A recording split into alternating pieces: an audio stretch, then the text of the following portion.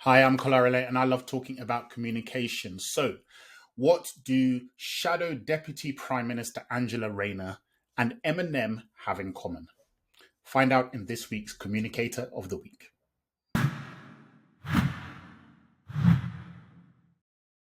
So, over the past few weeks, Angela Rayner of Labour has found herself in a little bit of spotlight trouble, I guess, over an alleged failure to pay tax on a property she sold many, many years ago when she wasn't even a politician.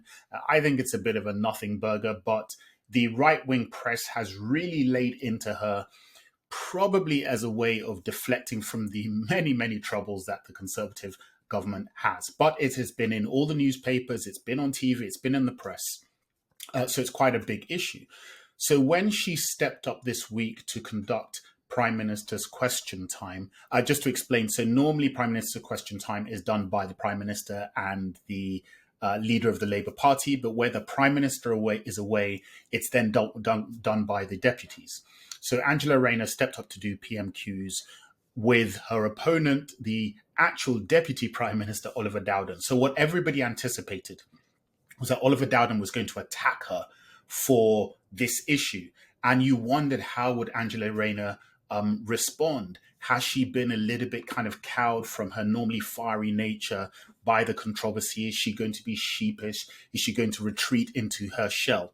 That's what everybody was looking out for. So I was really quite impressed by how she came out and confronted the issue head on. Mr. Speaker, I know the party opposite is desperate to talk about my living arrangements, but the public want to know what this government is going to do about theirs. Natalie from Brighton has been served with 2 no-fault eviction notices in 18 months. She joins nearly 1 million families at risk of homelessness due to his party's failure to ban this cruel practice. Now, instead of obsessing over my house, when will he get a grip and show the same obsession with ending no-fault evictions? So what she did really effectively there was make a joke about it herself. So she brought the issue to the front as opposed to acting like she was going to hide from it, but then turned it around and effectively asked, why is it you're so concerned over my property and housing situation? Why aren't you concerned about the housing situation of the people in the country? A very effective way of deflecting the issue, turning it around.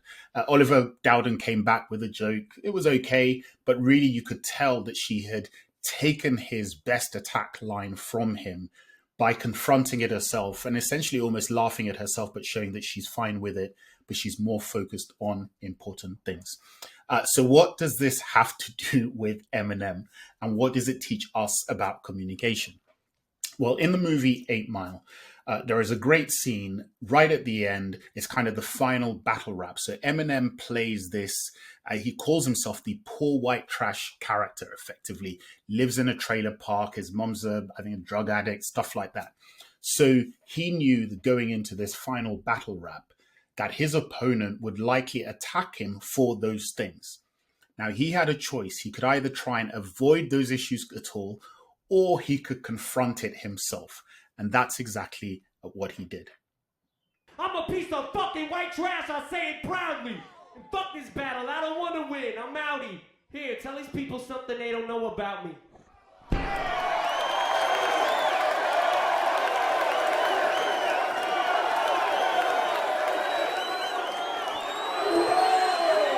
By taking it head on, by making jokes about himself, saying, yes, he knows he's a poor white trash character and his mom lives in a trailer park and all those things, but then turning it around and saying he really still doesn't care, he's still standing strong. It took the best line of attack from his opponent, and in the scene, the opponent actually couldn't respond at all and kind of gave up, and Eminem won the battle rap and then went back to his normal life. So that's how the movie ended. And really what it tells us about communication is that when you are in a heavy discussion, maybe an argument, the temptation is to always go on the attack on the other person or to avoid your own weaknesses. But one of the most effective way of dealing with your own weaknesses is for you to take charge of them, for you to tackle them head on, for you to identify what the weaknesses are yourself, and say whatever you want about them, paint them in whatever light you want, but say, but even despite these weaknesses, I'm still strong, I'm still here. And it really deflates and takes away the line of attack that the other person most likely had in their mind that they were going to use. This was a big thing they were going to use to kind of paint you with. And if you take that away from successfully, then it gives you the upper hand. It's a very effective way of dealing with your own weaknesses.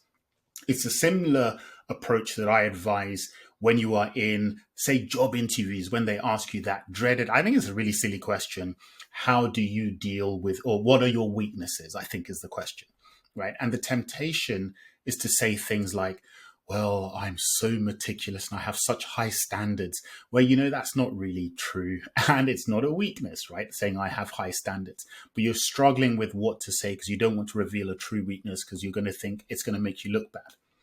But here's an alternative. Instead of saying something that really isn't a weakness that will come across as inauthentic, talk about a genuine weakness you have that you are working on. So that's the key. You reveal a weakness that you have. Yeah, I'm really terrible with punctuality, whatever it is, right? But I know it, and so I'm working on it in this way. And then you lay out the way you are working on it. What it does is it shows that you are human. It shows you are willing to be open and vulnerable, but it turns it into a strength by showing that you are committed to your own self-development. You're committed to your own progress. And that is the hallmark of precisely the kind of person that any company would want in their midst. So it's a very good way of taking a weakness that you have and turning it into a strength. So that is why this week's Communicator of the Week is Angela Rayner. As always, if you want many, many more tips than just today's, a great place to start is with my free masterclass. Just click the link you'll see somewhere on this video and it will give you the start time for the masterclass. Sign up, take it on. Had loads of great reviews. Check it out and I'll see you on the next video.